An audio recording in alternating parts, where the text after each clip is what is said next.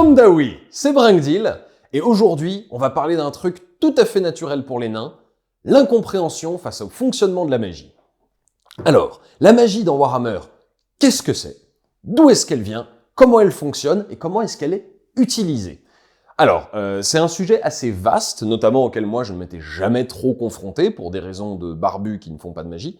Du coup, il y a moyen que celle-ci soit coupée en plusieurs vidéos, mais on en reparlera plus tard. Donc, concrètement, la magie dans Warhammer, c'est un système un peu spécifique qui est... Alors, des systèmes de magie dans les mondes de fantasy, il y en a des centaines, mais jusqu'à maintenant, j'en ai pas trouvé d'autres qui soient similaires directement. Donc, on va commencer avec le très très large. La magie dans Warhammer est décrite comme une force transdimensionnelle. Donc, alors, qu'est-ce que ça veut dire? Ça veut dire qu'en fait, elle est au-delà de simplement l'ancien monde de Warhammer Battle, ou même dans Age de Sigmar. En fait, la magie, elle existe en dehors de tout ça.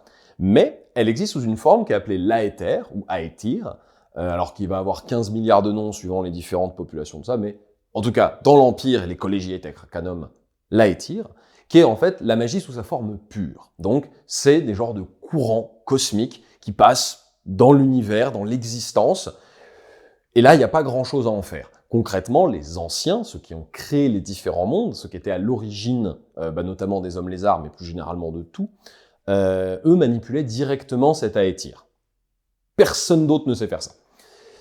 Ensuite, il y a eu du coup, au pôle nord et au pôle sud du monde de Warhammer, les deux portails qu'ils ont utilisés, et que quand ces portails se sont effondrés, sont devenus les portes du chaos, source de corruption et autres. C'est directement lié à cet Aetir. Puisqu'en fait, l'idée, c'est que ces portails permettaient de passer d'un monde à l'autre, potentiellement d'un plan à l'autre, ça on n'en sait pas trop, et du coup manipulaient cet Aetir. Quand ils ont été brisés par manque d'utilisation, manque d'entretien, enfin ça faisait des siècles et des milliers d'années que les anciens n'étaient plus là, les trucs sont tombés en désuétude, ils ont fini par céder, ça a été les premières invasions du chaos. J'en avais déjà vaguement parlé dans les vidéos sur les dieux.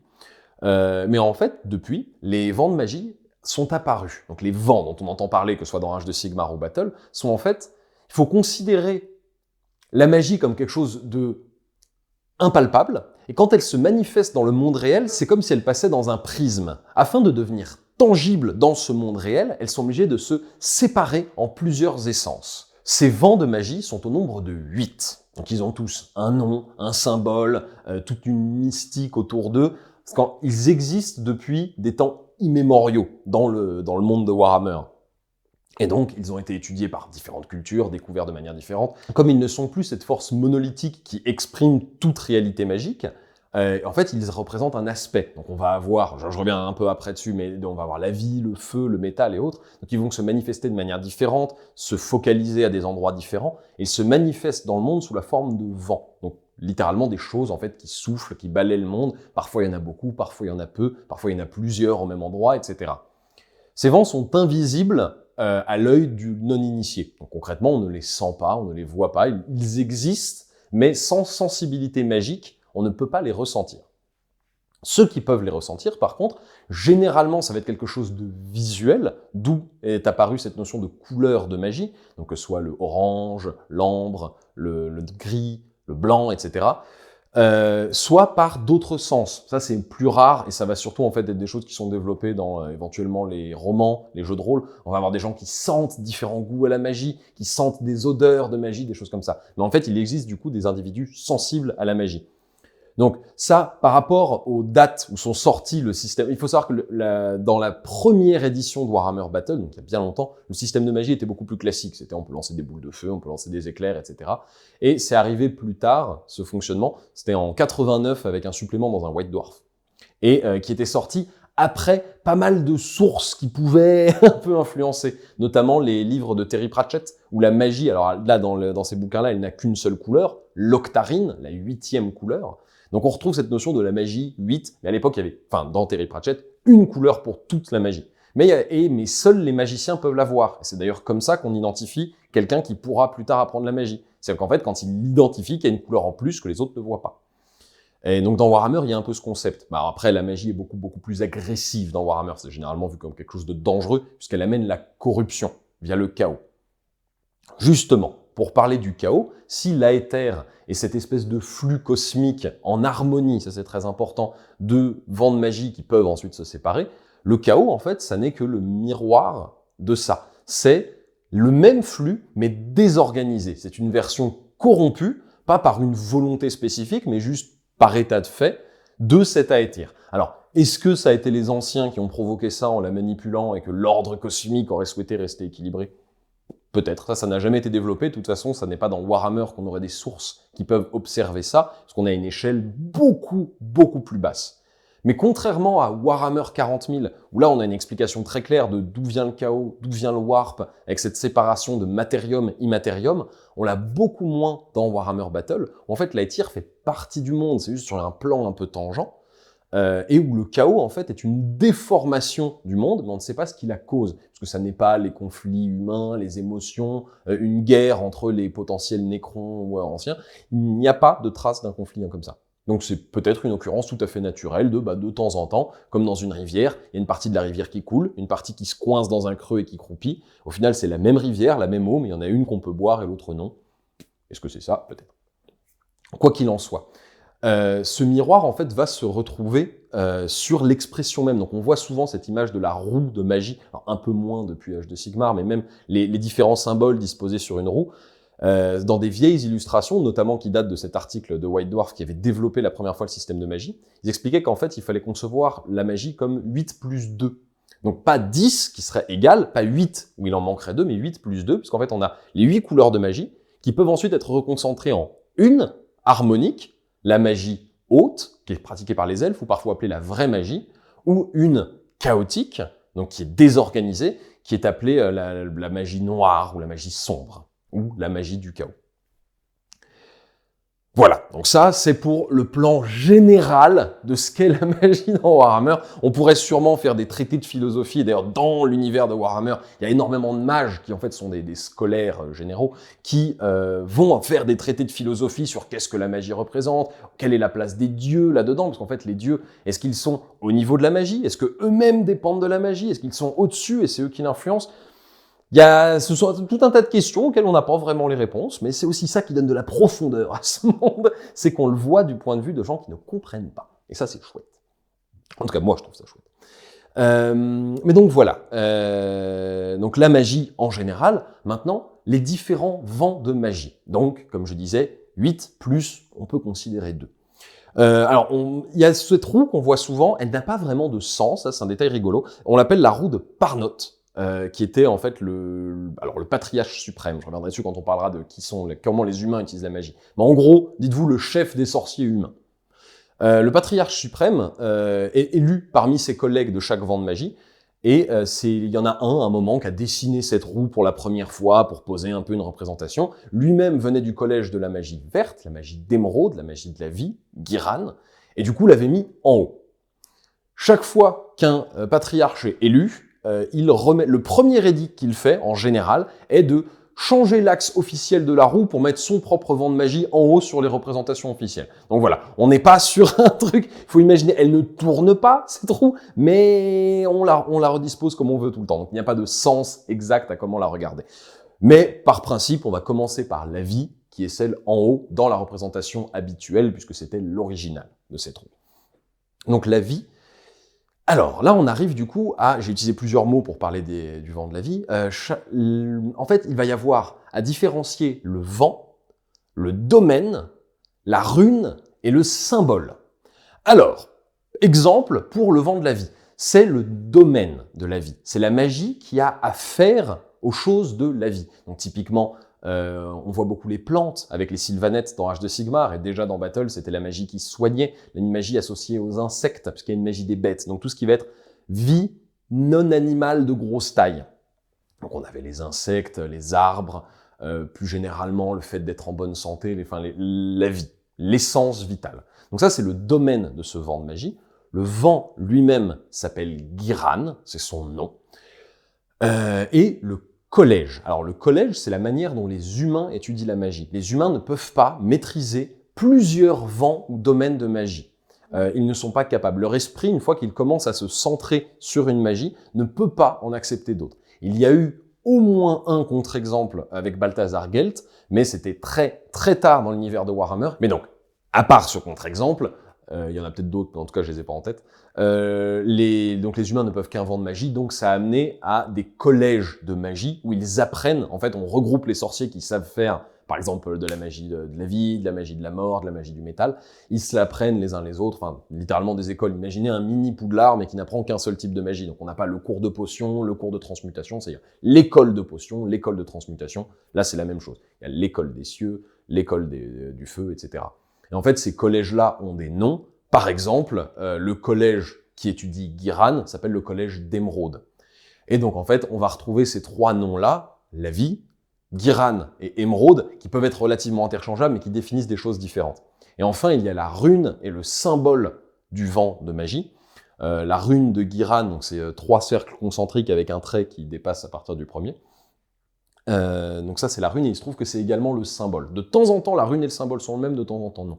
Ils appellent ça la spirale de la vie. Ça montre en fait la nature cyclique de la vie. Avec le cycle des saisons, les animaux naissent, meurent, ont des enfants qui eux-mêmes grandissent, meurent, et un peu pour reprendre la métaphore du roi lion, où ils vivent, ensuite ils meurent, ils sont mangés par les plantes, qui sont ensuite mangés par les autres animaux.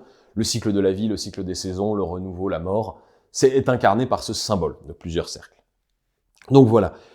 Et du coup, ce que ces sorciers apprennent à faire, ce sont en partie des soigneurs, mais pas nécessairement. La plupart des... Le concept d'hôpital est plus relégué à des dieux qui vont être des dieux de soins, comme par exemple Shalia. Mais au final, les prêtres de Shalia, même s'ils canalisent de l'énergie divine, on peut associer ça plus ou moins à de la canalisation à travers un dieu du vent de Guiran, parce que les dieux... Encore une fois, ce lien entre les dieux et la magie est relativement flou. On en reparlera une autre fois. Bref. Les collèges d'émeraude, soins, principalement gestion de la nature en général. On va associer ça à des druides. Deuxième vent de magie, Azir, qui va avoir comme domaine les cieux, comme collège le collège céleste, le nom Azir, et le symbole, alors c'est cette espèce de A avec un petit rond, et moi dans ma tête ça avait toujours été un A comme Azir, et il y a toujours un peu une notion de flèche dans les différentes runes, en tout cas moi je l'interprète comme ça pointe toujours dans une direction. En fait j'ai appris aujourd'hui, que le symbole d'Azir, en fait, c'est une comète. Donc il y a un rond qui symbolise l'orbe céleste, donc en l'occurrence la comète, et derrière c'est la queue. Et que ce symbole de flèche, en fait, n'est pas pointe vers un endroit, mais part de quelque part en s'agrandissant, pour montrer que la connaissance du vent de la magie ne fait que s'accumuler, que les gens gagnent de plus en plus à pratiquer Azir. Et généralement, cette comète, en fait, est représentée vers le haut. Donc on a la partie fine de la pointe vers le bas, le rond vers le haut, pour représenter le fait que les mages d'Azir regardent vers le ciel et s'élèvent. Et détail amusant, elle n'est représentée vers le bas que dans un cas, c'est dans le cas des enterrements. Où en fait, quand un grand mage d'Azir, ou même quelqu'un d'Azir meurt, lors de son enterrement, ses collègues mages portent des robes où la rune est représentée vers le bas, afin de montrer qu'ils sont tristes, et que là, pour le coup, Azir va vers le sol, puisqu'on est en train d'enterrer quelqu'un. Donc voilà, ça c'est une anecdote que j'ai découverte. Le vent d'Azir, lui, tire sa puissance des cieux, des orbes célestes, comme je disais, des étoiles, des planètes, des comètes, de ce qui se passe loin. Et détail intéressant, on sait que le vent d'Azir est considéré comme plus léger que les autres. Alors, on n'a pas un gradient exact de qui est le plus lourd, on n'a pas une notion de poids, mais il est dit que le vent d'Azir, en fait, ne réside quasiment pas sur la planète, mais qu'il faut aller le chercher très très loin dans les cieux, car il ne s'approche pas de la planète elle-même, puisqu'il n'y trouve pas d'affinité, puisqu'il est lié aux étoiles. Et donc, les mages d'Azir, on a le sort emblématique, à l'époque c'était la comète de Cassandra, donc c'était l'idée de on attrape une comète et on la fait s'écraser sur le champ de bataille, ça faisait des grands dégâts. On retrouve ça avec par exemple le sort persistant des Stormcast, qui est une comète à 2 queues écrasée au milieu du champ de bataille. C'est le concept. Sigmar, d'ailleurs, sa naissance aurait été signalée par une comète à 2 queues, et c'est pour ça que plus tard, à l'âge de Sigmar, il devient lié au vent d'Azir. Il a toujours eu un lien avec les étoiles. Parce qu'on peut se demander pourquoi est-ce que ce barbu barbare des forêts qui se bat avec un marteau nain se retrouve associé au vent des étoiles et des planètes. Ben, en fait, c'est pour ça. Il a depuis toujours eu le symbole de la comète à 2 queues qui lui était lié, donc le vent des comètes, c'est le vent de Sigmar. Ensuite, on va avoir le vent de la mort, le domaine de la mort. Qui est le vent de Shyish, dont le symbole... Alors le symbole, je le connaissais depuis longtemps, parce que juste on le voit beaucoup dans les illustrations, je n'avais jamais compris ce qu'il représentait. Dans ma tête, c'était une flèche, comme pas mal d'autres. En fait, c'est une faux. C'est une vision stylisée d'une faux. Donc un bâton avec une espèce de lame sur le côté. qui représente à la fois la notion de la mort, donc la grande faucheuse, ça c'est quelque chose de très classique, mais également un fardeau, un objet lourd, puisque la fausse, c'est vrai que la lame pèse un certain poids, et souvent on représente la mort qui la porte sur son épaule, des choses comme ça.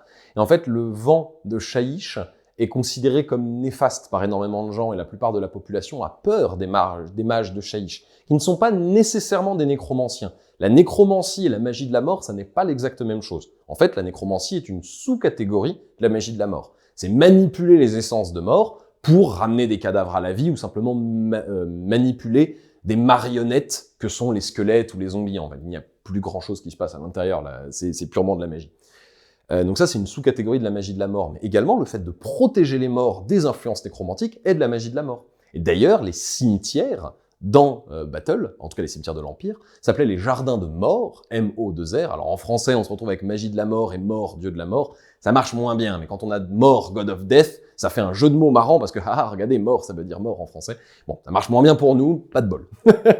Mais donc les jardins de mort étaient des territoires qui étaient en général éloignés des villes à cause des nécromanciens. Si jamais il y a des zombies qui se relèvent, au moins ils sont pas au milieu de la population, mais qui étaient protégés par les mages d'Améthyste, le collège de Shaish étant le collège d'Améthyste. Et en fait, en gros, il y avait des enchantements qui empêchaient les corps d'être relevés. Donc l'idée, c'était un mage d'améthyste meilleur qu'un nécromancien l'empêchera de relever les cadavres, jusqu'à ce qu'il y ait un Heinrich Kemmler qui débarque et qui lui fait « Allez hop, tout le monde debout !» En général, rares vont être les mages plus forts qu'un nécromancien de très haut niveau. Donc voilà, ça c'est le concept du vent d'améthyste.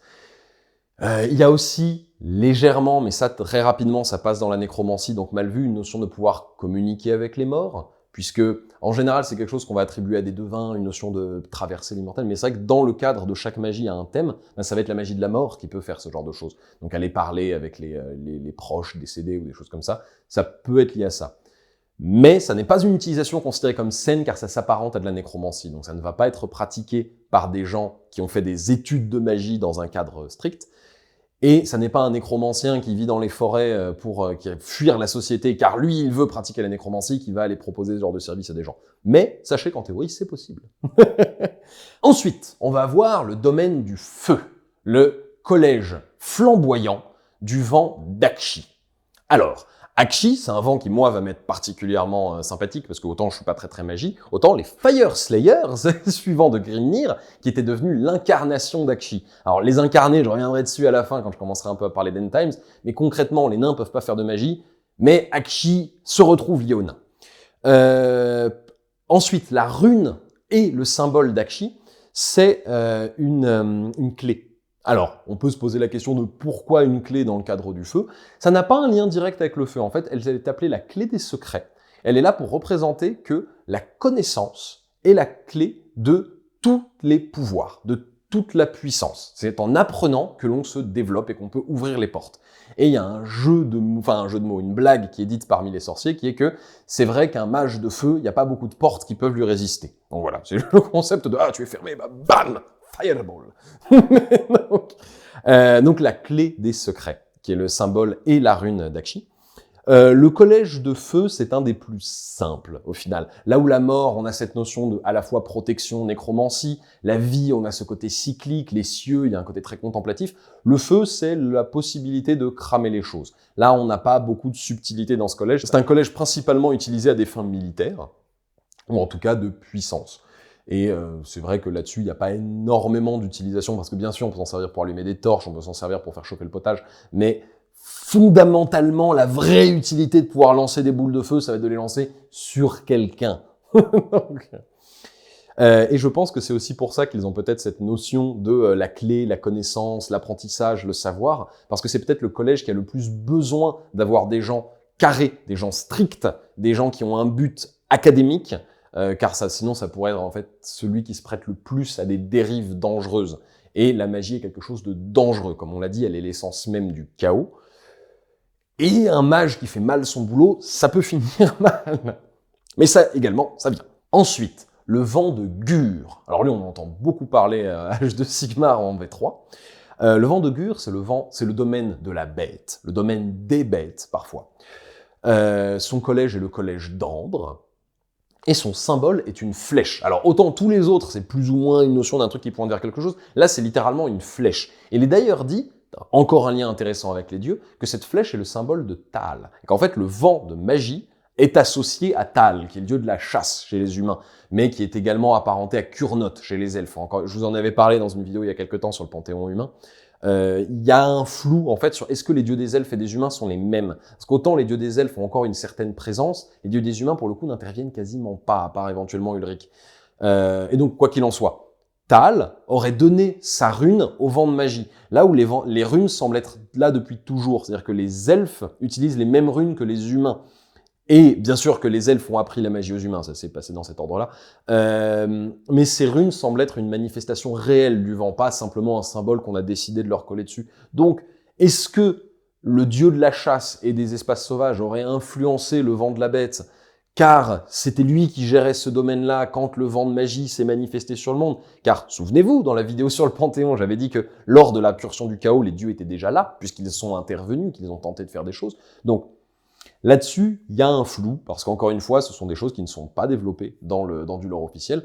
Ma vision de la chose est que comme la magie a été fragmentée après l'échec des portes, des portails polaires, donc la création de ce qu'on appelle la porte du chaos, et du coup ce prisme qui a séparé la magie, je pense qu'en fait c'est ce qui s'est passé. La magie de la bête est allée s'associer, vu qu'elle représentait cet aspect-là de la réalité, c'est celle qui allait être présente dans les forêts, autour des animaux, autour des terriers, les choses comme ça. Et comme c'était un domaine qui était associé à Tal par les mortels qui peuplaient le monde, ben, ils ont du coup associé ces deux magies. Ça, c'est mon interprétation, je n'en sais rien. Mais j'aime croire que c'est ça. Donc le vent de la bête, il a quelque chose de beaucoup plus... Pas forcément concret, mais de beaucoup plus particulier par rapport aux autres. Les autres, ce sont des éléments inertes au final. Les étoiles, le feu. Alors la vie, c'est plus un concept qu'une réalité. Là où la bête, bah, pour le coup, ce sont des animaux.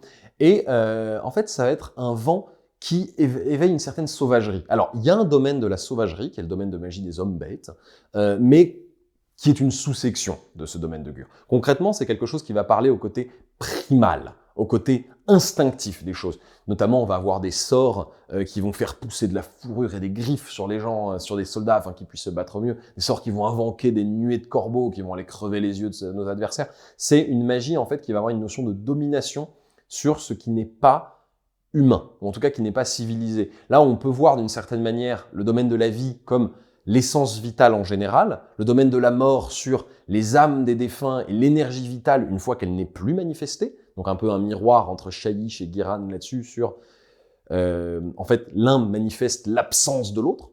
Gur, pour le coup, c'est quelque chose qui serait à côté de cette dichotomie, plus une notion de la vie, mais qui prend au tripes. La vie comme quand on dit « allez, il faut vivre un peu », plus cette notion-là, de juste respirer. Donc voilà, c'est un vent avec lequel il est un petit peu flou, mais on le voit en fait au final, ne serait-ce que dans Rage de Sigmar, la créature qui a incarné ce vent, Gorka Morka, donc la fusion de Gork et Mork, les dieux orques, ce sont des êtres vivants, mais c'est vrai qu'ils incarnaient ce côté de rejet de la civilisation, vivre basé sur les instincts. Donc c'est une genre de magie instinctive. Alors, le collège d'Ambre va former des gens qu'on peut apparenter à des druides également, mais d'une autre manière. Là, on va avoir d'un côté les druides Giranites, qui eux, pour le coup, vont célébrer les arbres, le cycle des saisons et autres. Les prêtres de Gur, ça va être de Gur. Ça va être des gens qui, eux, vont pratiquer la chasse, va avoir un fort rapport de la loi de la jungle, en fait, la loi du plus fort, la survie de celui qui en est capable. Et ce détail intéressant, comme ils n'acceptent pas la notion de civilisation, ce sont des gens qui rejettent absolument le mensonge. Et ce sont des mages qui ne cherchent pas à dissimuler leur puissance. Ce sont des mages qui vont être physiquement forts. Là, on va pas voir des vieux messieurs avec des grandes robes, on se dit c'est sûrement un vieillard, et en fait il peut lancer des boules de feu gigantesques. Non, les mages de Gur sont des gens qui veulent paraître aussi puissants qu'ils le sont. Et qui ne mentent pas, qui ne supportent pas l'hypocrisie. Donc généralement, ils sont assez éloignés des jeux politiques qu'il va y avoir, alors généralement dans l'Empire, mais plus en général. C'est une magie un peu à part, de ce point de vue-là. Donc oui, le collège lumineux du vent de magie Ish, du domaine de la lumière. Alors lui, il a un côté assez particulier, c'est le seul vent qui était plus maîtrisé par des humains que par des elfes. Parce que autant à Âge de Sigmar, c'est celui qui va être associé à Tyrion et Théclis, les dieux jumeaux qui ont fondé les Luminettes, qui tiennent le royaume de la lumière avec leur côté parfait, une société répartie en castes, tout ça. En fait, à l'époque, c'était un vent qui était surtout maîtrisé. lapsus, Oui, c'est tellement révélateur. Ah, mais j'aime pas ça. Mais c'était un vent qui était surtout maîtrisé à Neekara, donc les grands royaumes du sud, là où il y a les rois des tombes, parce qu'en fait c'était des gens qui étaient constamment baignés par le soleil, et notamment les rois prêtres, donc la dynastie qui avait été fondée par Sétra, c'était des prêtres du dieu du soleil, en grande partie. Donc Sétra pouvait en théorie jeter des sorts du domaine de la lumière, même si à l'époque il n'était pas nécessairement nommé comme ça.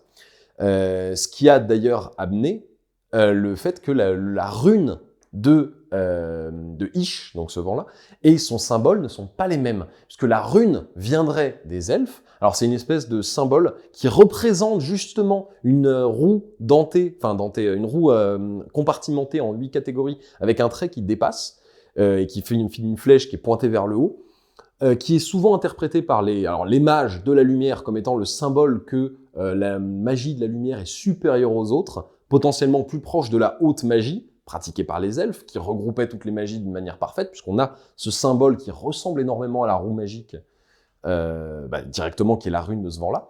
Là où le symbole de Ish est un serpent. Et ça, on peut le voir notamment sur les vieilles figurines de l'armée de l'Empire, où le sorcier de lumière, il avait un bâton qui ressemble un peu au bâton de Jafar, avec un serpent dessus. On le voit souvent dans des illustrations, que ce soit dans les bouquins Cité de Sigmar ou autres.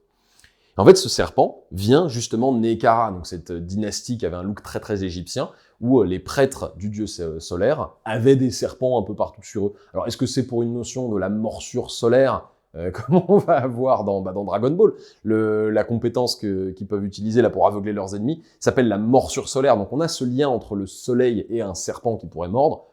Là, c'est moi qui tire des conclusions, n'est pas la moindre idée, juste que ça m'amuse. Mais donc voilà, on a une différence entre le symbole elfique, dont on n'a pas l'explication, et d'ailleurs même quelqu'un comme Teclis, qui est pourtant celui qui a... Alors parce que c'est Teclis qui a enseigné la magie aux humains, hein, mais même lui ne sait pas expliquer pourquoi cette rune est le symbole d'Ish, et enfin, cette rune symbolise Ish, et ensuite le symbole du vent de magie lui-même, qui est pour le coup un serpent. Donc ça, pas d'infos. La magie de la lumière est, autant Azir est le vent le plus léger, qui va être du coup celui le plus éloigné du sol, la magie de la lumière est celle qui est la plus diffuse. Il est dit que ceux qui peuvent voir la magie, là où il y en a, c'est vraiment du vent, on peut comme voir des courants, un peu comme des nuages ou des choses passer. Ish, pas du tout. Ish, c'est une espèce de brume légère qui ne se manifeste jamais en grande quantité, sauf potentiellement à Neekara, au milieu d'un désert battu par le soleil depuis des milliers d'années. Et que du coup, c'est l'une des seules magies où, généralement, ils sont plusieurs pour l'utiliser. Et d'ailleurs, on peut le voir sur la figurine et même le concept de l'Héliobolis, ou le Luminarque, donc cette espèce d'énorme arme utilisée anciennement par l'Empire, maintenant par les cités de Sigmar, pour envoyer des rayons de lumière dévastateurs, donc en fait des lasers concrètement, sur des adversaires. En fait, la magie elle-même ne suffit pas à le faire. Il a fallu des gigantesques lentilles pour concentrer cette magie, des lentilles couvertes de runes et autres, parce que la magie elle-même est trop diffuse pour être utilisée comme une arme. Donc c'est une magie qui va... C'est une magie d'ambiance, en fait. C'est ça.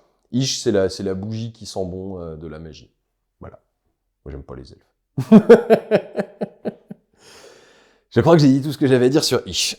Ensuite, on a Kamon. Alors, Kamon ou Shamon, vu que c'est que à l'écrit, moi j'ai décidé de dire Kamon, parce que c'est également un vent qui est lié au nain, et K, ça sonne plus nain, et je sais pas, et puis voilà, c'est ma vidéo, c'est moi qui dis.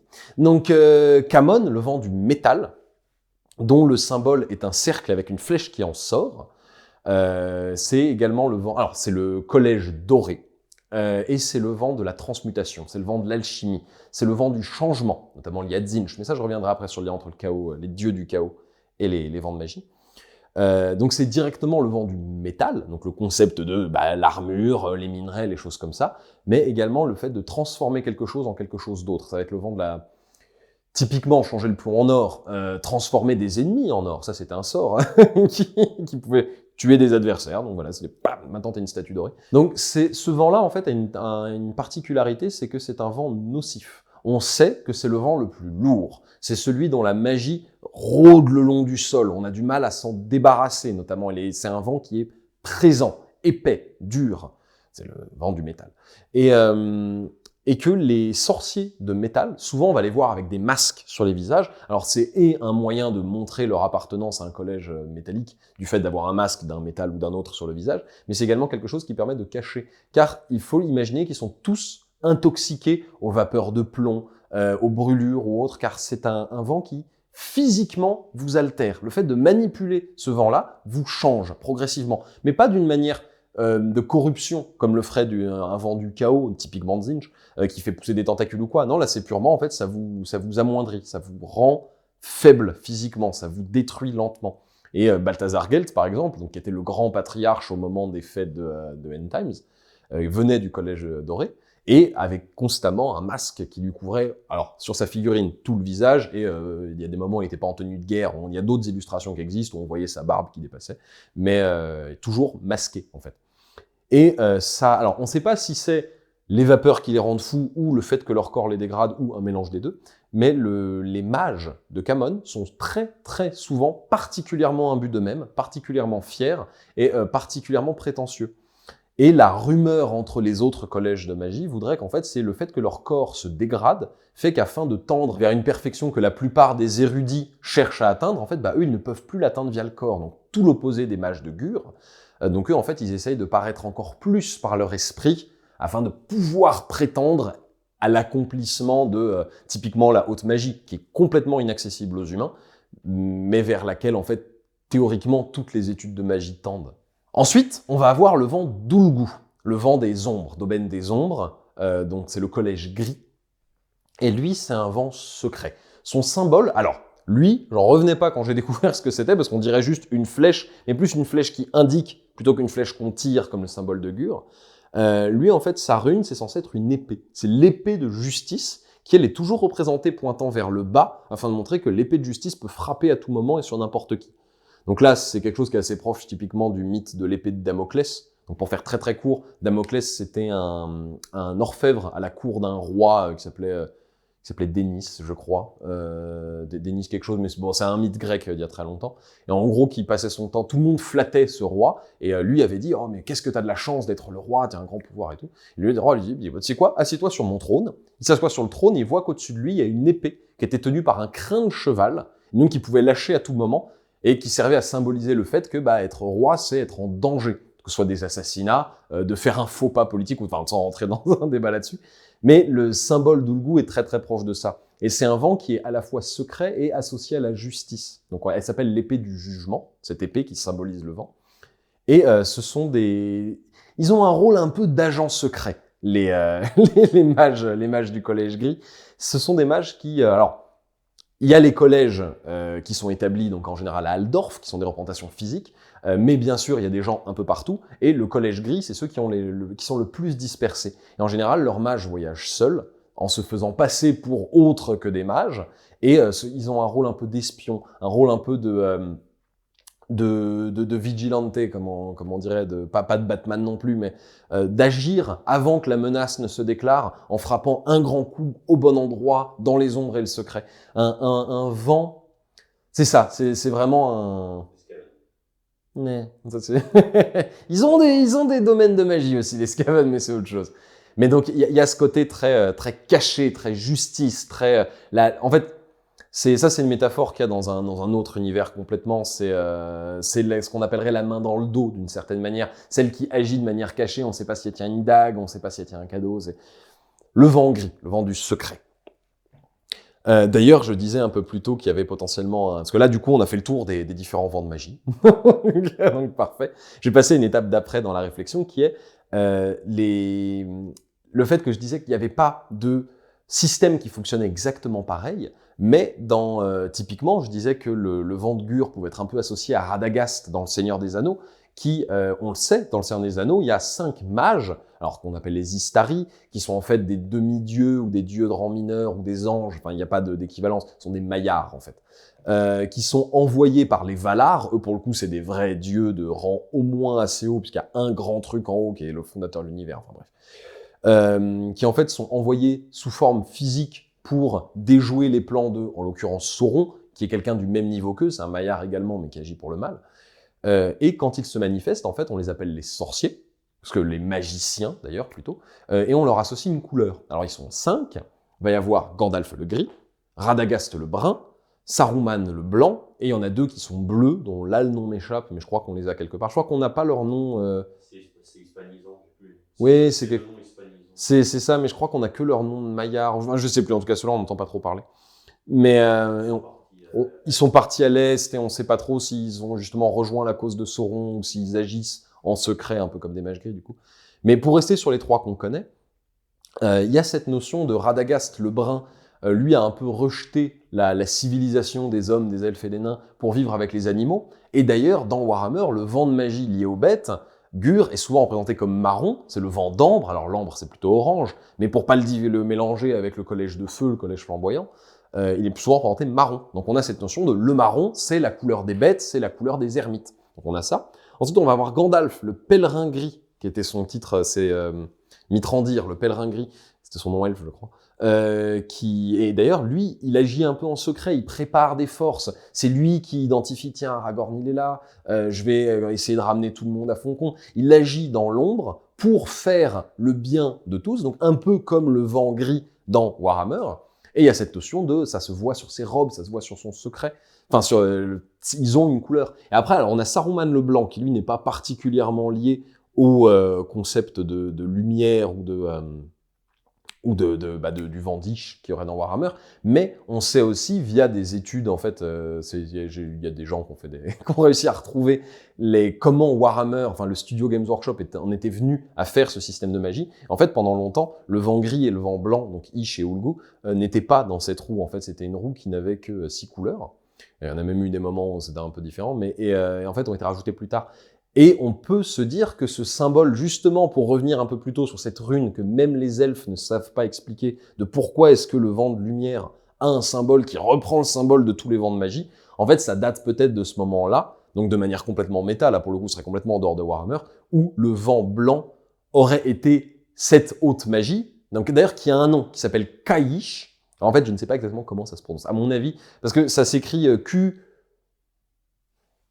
Je vais le retrouver. Parce que ça s'écrit Q-H-A-Y-S-H. Donc en fait, c'est un peu un mélange entre Akshi, Ish, un peu tous les noms, plus ou moins. Donc ce vent de haute magie, à mon avis, donc là encore une fois, c'est une spéculation de ma part, date d'une époque où il n'y avait pas de vent de lumière et de vent d'ombre directement dans la roue, mais le vent d'ombre, c'était Dar, la magie noire, et on avait Ish, qui était du coup ce Kaish, la haute magie. Donc ça pourrait expliquer pourquoi cette rune n'a aucun sens, à moins que ce soit purement parce que ça représente un soleil qui brille, hein, c'est peut-être moi qui délire complètement. Et là, pour le coup, on retombe plus sur la thématique qu'a un Saruman, donc qui est forcément quelque chose qui a inspiré, au moins d'une certaine manière, le système de magie de Warhammer, puisque Saruman est le chef de ces magiciens. Et d'ailleurs, quand Gandalf détruit, enfin, ils s'autodétruisent l'un l'autre avec le Balrog, ils s'entre-détruisent, pas auto-détruisent, avec le Balrog qui les renvoyait, en fait. La raison pour laquelle il revient, c'est pas parce qu'il est un être magique et que du coup il peut se réincarner, c'est parce que quand il meurt, il retourne sur la terre d'où il vient, et les dieux lui font « Non, t'as pas fini, t'y retournes », il est renvoyé, et à ce moment-là, en fait, il est nommé chef des magiciens, il devient Gandalf le Blanc. En fait, il y a cette notion que le blanc est au-dessus des autres, puisque d'ailleurs, nous, on le sait avec la synthèse chromatique, le blanc, en fait, c'est toutes les couleurs en même temps dans le cadre de la lumière. Si on fait un mélange avec la peinture, par contre, toutes les couleurs en même temps, ça fait du noir. C'est la différence à la synthèse additive et soustractive de la couleur. Saruman, quand il prétend rejoindre Sauron et qu'il veut trahir du coup les dieux qui l'ont envoyé, il change de nom. C'est quelque chose qui n'est pas du tout représenté dans les films Seigneur des Anneaux, mais qu'on voit dans les livres. C'est qu'à ce moment-là, il se fait appeler Saruman le multicolore. Et il porte des robes qui paraissent blanches quand elles sont en mouvement, mais qui en fait sont composées de toutes les couleurs en même temps. Donc il y a cette notion de le blanc, c'est à la fois au-dessus des couleurs, une notion de perfection, mais également toutes les couleurs à la fois. Donc ça, on retrouve moins l'influence de Saruman sur le vent d'Ish, mais on le retrouve sur le vent de Kaish, donc enfin c'est pas vraiment un vent du coup, mais sur cette magie, haute magie, vraie magie, magie pure, c'est toutes les couleurs à la fois, mais également plus que la somme d'entre elles, puisque ce sont des sorts, les sorts de haute magie permettent de manifester ce qu'on veut en fait. Suivant qu'on mette plus ou moins d'Ulgu ou de Gur dans son sort, on peut faire un mélange de plusieurs choses, on peut manifester ce que l'on veut. C'est la magie la plus pure, notamment les Slann, qui sont des êtres qui ont été créés pour manipuler l'essence même de l'univers, par les anciens qui faisaient ça naturellement, utilisent la haute magie en fait. Les Slann manipulent la haute magie naturellement. Les elfes, donc les hauts elfes principalement, ont appris à le faire, notamment via les Slann, et des gens comme Teclis savent le faire, mais pour eux c'est un effort colossal.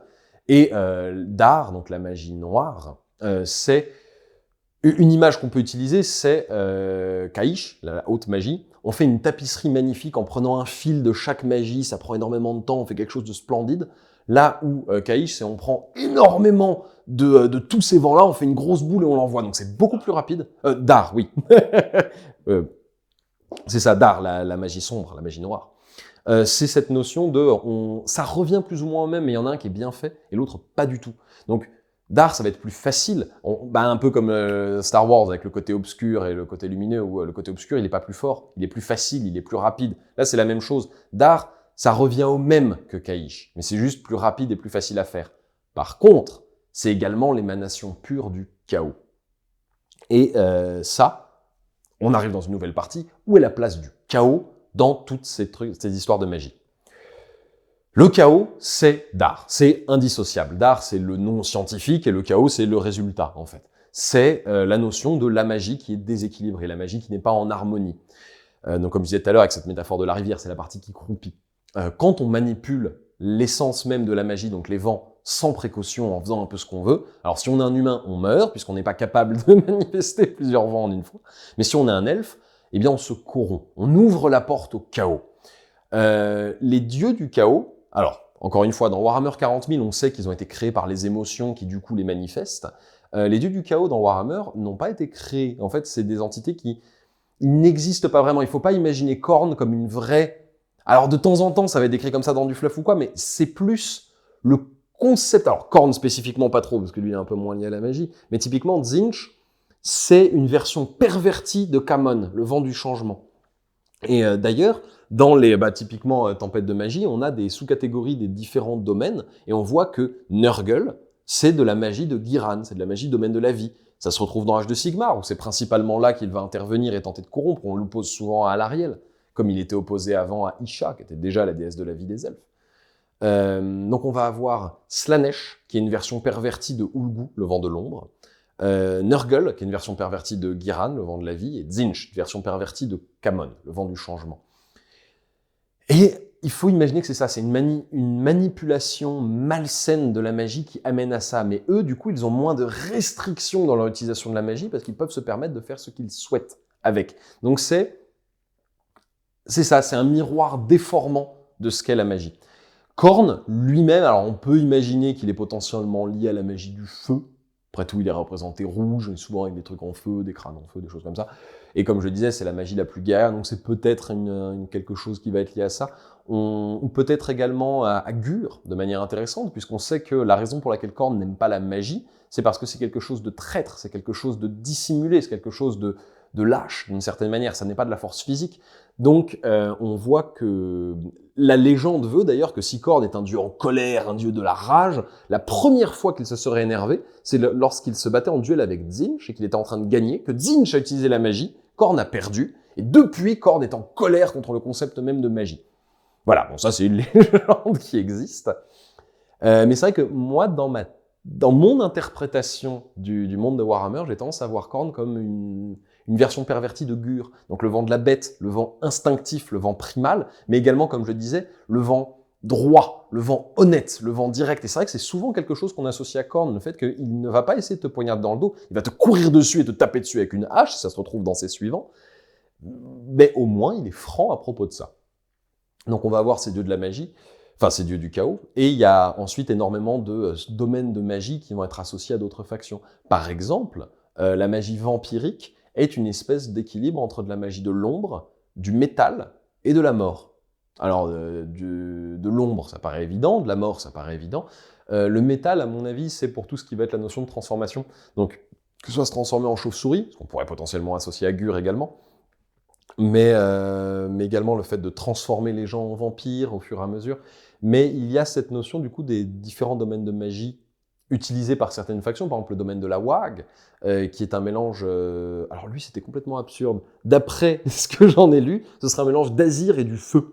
Donc on a une notion de céleste et d'explosion, et ça donne la Wag. Donc, soit. Mais après, il y a également le domaine de la gastromancie, qui est le domaine de la magie des ogres, donc qui est pratiqué par les bouchers, qui sont donc en fait les prêtres de la gueule.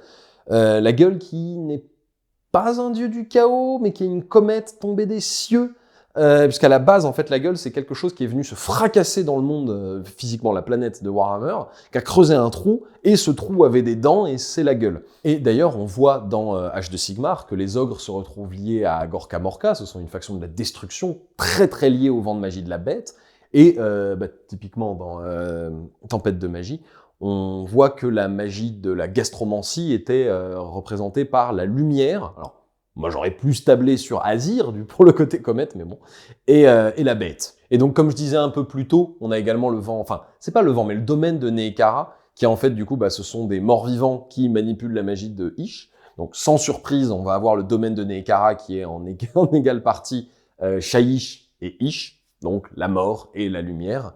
Et j'en avais parlé également, le domaine de la sauvagerie, donc celui des hommes-bêtes, qui lui va être le domaine de l'ombre et le domaine de la bête. Et on le voit, encore une fois, dans les règles d'Âge de Sigmar actuellement en V3, où les hommes-bêtes peuvent arriver par la forêt, peuvent se dissimuler, se cachent, sont un peuple mouvant et secret. Ça correspond tout à fait à cet aspect du vent de l'ombre, du vent d'Ulgu dont je parlais juste avant. Alors, afin de se souvenir quand même que je commence toutes mes vidéos par Tromdawi et qu'on n'a pas énormément parlé de nains, je ne vais pas parler dans cette vidéo des runes naines, car je consacrerai une vidéo spécifique à cela, parce que je me suis rendu compte en la préparant qu'il y en avait beaucoup trop. Enfin, je le savais, mais je ne m'attendais pas à parler autant d'autres choses, en fait. Donc, pour parler rapidement des runes naines, les nains, comme les halflins, ont été créés pour être insensibles à la magie, mais de manière différente, par les anciens. Et les nains, en fait, sont, contrairement aux halflins qui n'ont aucune notion de magie du tout, les nains ne peuvent pas la voir, ne peuvent pas la sentir, ils sont complètement insensibles à la magie, mais ils peuvent la manipuler. Ils peuvent la manipuler grâce aux travaux de Tungni. Donc Tungni qui était l'un des dieux nains, donc c'est un des ancêtres mineurs, qui est le premier en fait à avoir réussi à manipuler les runes. Il l'a réussi par la contemplation pendant des décennies dans Karak Brin, qui était une des cités du début du Karaz-Angkor. En fait, Tungni a découvert qu'il était possible, suivant les bonnes circonstances, de manipuler des objets qui, eux, sont sensibles à la magie. Typiquement les métaux. Donc là, on retrouve cette proximité entre les nains et Kamon, puisque si Akshi, le vent du feu, s'est incarné en Grimnir lors d'End Times, Kamon, le vent du métal, s'est incarné en Grungni, qui était le dieu de la mine principalement, mais qui est plus généralement le dieu principal des nains. Mais du coup, en fait, les runes, c'est concrètement la capacité d'attraper la magie ambiante sans la voir, dans du métal, via des rituels spécifiques. Je développerai ça dans une vidéo dessus, comme je vous l'ai dit, pour ensuite utiliser cette magie sans y avoir personnellement accès. Donc voilà, les nains peuplent en théorie sans magie, mais qui ont quand même réussi, comme je l'avais dit, à grands coups de marteau. Donc voilà, les runes, c'est cette capacité des nains à condenser la magie physiquement, sans la concevoir eux-mêmes, pour ensuite pouvoir l'utiliser. C'est l'interprétation technologique de la magie, mais ça, on en reparlera du coup. Et une autre chose que je ne vais pas colossalement développer ici, parce que je pense qu'une vidéo sur End Time sera nécessaire à un moment, lors d'End Times, en fait, au tout début, donc à l'opposé d'End Times, quand il y a eu toutes les catastrophes magiques, notamment les portails du chaos qui cèdent ou quoi, les elfes avaient fini par faire un gigantesque tourbillon qui captait la magie en continu, pour éviter les tempêtes de magie. Donc il faut imaginer en fait des moments où les vents de magie soufflent de manière déchaînée, et que même sans y être sensible, on en ressent les effets. Donc les elfes avaient fait ce tourbillon afin de le maintenir. Malekith, ce champion, avait évidemment cassé ça à moitié, donc le truc, il y avait la magie qui commençait à nouveau à se balader un peu. Lors d'End Times, ils avaient complètement abandonné le siphon, en fait, et ils avaient délié les vents de magie afin qu'ils reprennent possession pleine du monde. Sauf que comme il n'y avait plus les portails des anciens qui permettaient que ce soit équilibré en cet Aetir, ou Kaish d'une certaine manière, parfait et équilibré, on était sur potentiellement incarner les royaumes du chaos sur la planète. Mais ce qui s'est passé, c'est qu'afin d'éviter cela, afin d'éviter que les vents se mélangent potentiellement mal, lors d'End Times, les différents vents de magie avaient été concentrés dans des individus. Alors ça a évolué au fil d'End Times et des grandes campagnes militaires que cela impliquait, parce qu'il y en a qui sont morts, il y en a qui ont abandonné leur vent, mais concrètement, c'est ce qui a posé les bases de plus tard Age de Sigmar. Alors Age de Sigmar, ça se passe pas au même endroit physiquement dans l'univers, mais le concept, c'est les vents de magie qui, au lieu d'être mélangés, de manière harmonique ou non, qui coexistent séparément et qui permettent du coup d'incarner pleinement leurs essences. Et donc c'est vrai qu'en fait, End Times, il y en a qui voient ça comme la rupture nette de Battle à Age de Sigmar, et c'est vrai que d'une certaine manière, ça l'a été. Bon, alors maintenant, avec le retour de Old World dans pas longtemps, on va voir passer un peu ça derrière nous. Mais à mon sens, End Time, c'était plutôt une bonne transition vers Age de Sigmar, même si la transition elle-même s'est faite de manière relativement sèche. Au final, on voyait cette notion de, on commence à avoir des armées liées à une magie. On a eu, avant que Grimnir ne récupère le vent du feu, à Age de Sigmar, à Battle, ça a été un moment Ungrim, point de fer, le roi de Karaz-Kadrin, le fort des tueurs, qui avait récupéré le vent du feu. Et on avait des règles pour le jouer liées au feu. Donc concrètement, on peut concevoir une armée de Fire Slayers à Battle. Donc il n'y a pas un espacement tel entre l'univers de Age de Sigmar et l'univers de Battle, puisque, à mon sens, les unités comme les Vulkites ou les Hearthguard, alors peut-être moins les Magmadroth, mais des Vulkites, aurait pu être vu dans une armée de Ungrim s'il avait survécu à cela et que le monde n'avait pas été détruit, car on aurait eu une cité de nains tueurs dont le roi est littéralement l'incarnation de la magie du feu. Tout comme on aurait pu avoir ça avec Teclis, qui incarnait le vent de magie. Alors là, il y aurait eu tout le jeu politique de à quel point est-ce qu'il aurait pu prétendre transformer Ulthuan en un royaume de la lumière, quand il y avait Malekith, qui était du coup lui-même devenu le roi Phénix, mais on aurait pu avoir une caste qui suivait Teclis et Tyrion de Luminette. On aurait pu voir différentes choses émerger comme cela. On avait Grimgor, qui prétendait être l'incarnation de la bête. On avait, je me souviens plus de son nom, mais le boucher qui traînait son chaudron chez les ogres, qui prétendait être l'incarnation du vent de la gueule. Scrag, exactement, Scrag le désosseur, qui du coup, comme il prétendait incarner un bout du vent de la bête, a été noyé par Grimgor dans son chaudron, parce qu'il faut pas non plus rigoler. mais on a cette émergence, cette transition au final, d'un monde tout à fait raisonnable, avec des règles plutôt établies, une carte très précise, on sait qui habite où, comment ça se passe, puis l'arrivée fracassante d'une magie, mais qui a toujours été là, car cette notion de siphon, le vortex comme il l'appelait, au milieu d'Ulthuan, qui condensait les magies, c'était quelque chose qui était dans le fleuve depuis très très longtemps. Donc, on avait les graines d'Age de Sigmar, déjà dans Battle, End Times les a fait germer. Il se trouve que la germination a été un peu costaude et ça a cassé le monde, mais ça au final c'était un choix plus qu'une obligation. Et ensuite on a Age de Sigmar, où ces vents de magie en fait sont littéralement devenus le contexte même. On ne peut pas imaginer Age de Sigmar sans parler de Gur, de Giran, d'Akshi, qui sont là où ça se passe en fait. Et ça permet de voir l'ancien monde de Battle qui avait des versions moindres de ces différents vents de magie, mais tous en même temps. Maintenant on a des mondes qui nous permettent d'explorer qu'est-ce que c'est qu'un nain dans un royaume du feu. Qu'est-ce que c'est qu'un nain dans un royaume de la vie? Dans le dernier livre Gotrek, alors Gotrek Gurnison, plus Gotrek et Félix, il parle de Fire Slayer qui habitent dans des chaînes de montagnes sur Giran et qui, afin de tirer la puissance locale, se mettent des fleurs dans les crêtes. Alors lui, ça le fait évidemment beaucoup rigoler, moi ça m'a fait beaucoup rigoler, mais on voit le concept de un nain qui vit dans un royaume intrinsèquement lié aux plantes, il va finir par prendre les traits locaux. Donc en fait, ça permet d'avoir, je reprends cette image qu'on avait au début, mais du prisme. Avant, on avait Warhammer, qui était une entité monolithique, comme au final c'est Aetyr, qui a été passé dans le prisme de maintenant, qu'est-ce qui se passe si on sépare les différents vents de magie, et on a un mini Warhammer dans Gur, un mini Warhammer dans Akshi, un mini Warhammer dans Azir, dont on aimerait bien voir un peu plus, parce qu'au final, le royaume de Sigmar, il a l'air très bien, mais on n'entend pas beaucoup parler. Et encore une fois, moi tout ça, ça me fait me rendre compte, et cette vidéo d'ailleurs m'a fait beaucoup réfléchir sur le fait que la rupture Age de Sigmar était pas si nette, et que j'ai au final, encore une fois, de plus en plus envie d'en savoir plus. Et j'ai très très hâte que le jeu de rôle Soulbound soit traduit en français, notamment tous les suppléments, parce que j'ai complètement arrêté de suivre les suppléments en anglais, pour en savoir plus sur cet univers chargé de magie. En tout cas, voilà, ça c'était tout pour la présentation générale de la magie dans Warhammer. J'espère que je ne suis pas rentré dans trop de détails afin d'en laisser pour de prochaines vidéos. On a beaucoup parlé de magie, moi je vais me replonger un peu dans des trucs sur les runes pour préparer la suite. Très bonne soirée à vous, Trumdeus.